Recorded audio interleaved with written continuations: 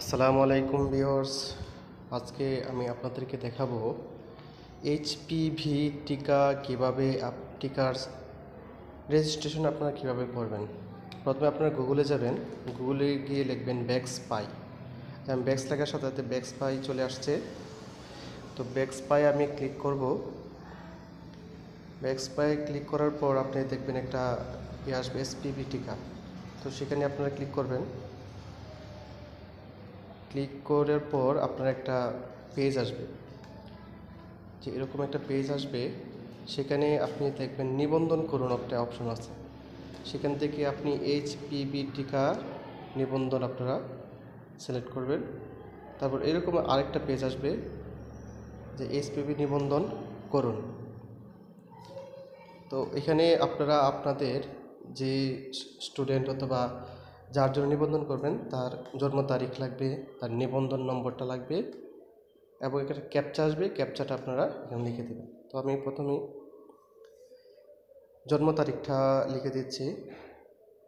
Select করব, শুধু লিখতে হবে না, শুধু সিলেক্ট করলে হবে। আমি সিলেক্ট করে দিচ্ছি।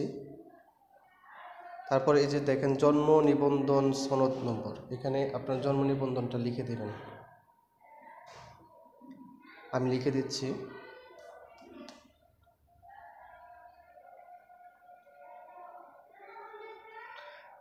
জন্ম নিবন্ধনটা লিখে নারী সিলেক্ট করবেন, লিঙ্গ।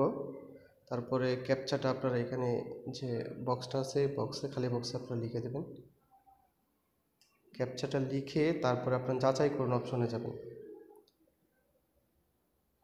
যাচাই করতে ক্লিক করবেন। তো ক্লিক করার পর যে নিবন্ধনকারীর নাম চলে আসবে, যে নাম চলে আসছে, বাবার নামও চলে আসছে। তারপরে আপনারা মোবাইল নাম্বার দেবেন একটা। এই মোবাইল নাম্বারে একটা ওটিপি যাবে, ইমেল, পাসপোর্ট নং এগুলো দেওয়ার প্রয়োজন নেই। তো এবং এখানে আপনারা বিভাগ সিলেক্ট করবেন। তারপরে বিভাগের পরে জেলা, তারপরে উপজেলা, এগুলো আপনারা সিলেক্ট করে দেবেন। করে তারপর আমি যে ইউনিয়ন সিলেক্ট করলাম, তারপরে ওয়ার্ড সিলেক্ট করলাম, তারপরে গ্রাম, ওটা আমরা সিলেক্ট এখানে লিখে দিতে হবে। গ্রামটা কী করতে হবে, লিখে দিতে হবে।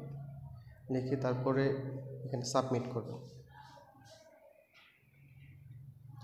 তারপর আপনার মোবাইল নাম্বারে যে নাম্বারটা দিয়েছেন এই নাম্বারে একটা ওটিপি যাবে। এই ওটিপিটা এখানে দেবেন। ওটিপিটা, যে আমার ফোনে একটা ওটিপি আসছে, এই ওটিপিটা আমরা এখানে কী করবো, লিখে দেবো। যে ওটিপিটা লিখে দিচ্ছি, লিখে আমরা সাবমিট করব। সাবমিট করে আপনার করলেই আমার নিবন্ধন কী হবে, ব্যাক্স নিবন্ধনের সম্পন্ন হয়েছে এবং এরকম একটা পেজ আসবে। এখানে নিবন্ধনকারী প্রোফাইল দেখাবে। এখন আমি এই নিবন্ধনের জন্য আমরা করব একটা টিকা কার্ড সংগ্রহ করব। তো এক্ষেত্রে আপনারা যে নিবন্ধন করলাম সেখানে গিয়ে এইচপিভি একটা অপশন আসবে। এই এইচপিভি থেকে আপনারা ক্লিক করব। দেখেন, যদি সে শিক্ষা প্রতিষ্ঠানে অধ্যয়নরত থাকে তাহলে পঞ্চম থেকে নবম শ্রেণী, এই জন্য আমি দিয়ে দিলাম। এবং তার শিক্ষার্থীরা কোন বিভাগের সেটা আমি কী করলাম, সিলেক্ট করে দিলাম। সিলেক্ট করে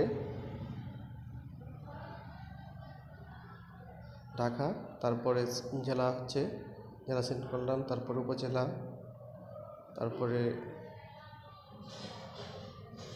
করে তারপর শিক্ষা প্রতিষ্ঠানের নাম আমরা এখান থেকে দিয়ে দেবো। আপনি যখন জেলা, উপজেলা, ইউনিয়ন সিলেক্ট করবেন তখন শিক্ষা প্রতিষ্ঠানের নাম অটো চলে আসবে, আপনারা এখান থেকে দিয়ে দিবেন। তারপরে আপনি তার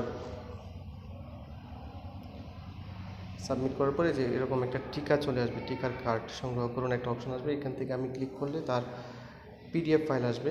পিডিএফ ফাইল, এই যে এখানে পিডিএফ ফাইলের টিকা যে কার্ডটা, এটা যখন আপনারা